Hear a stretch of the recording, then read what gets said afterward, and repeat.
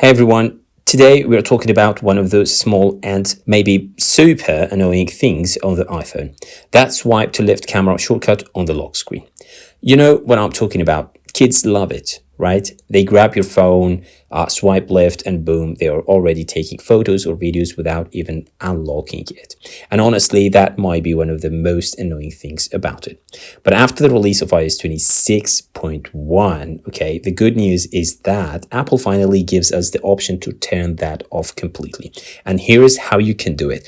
You can open the settings and then scroll down and tap on camera. Go all the way down to the bottom. You'll see an option called lock screen swipe to open camera.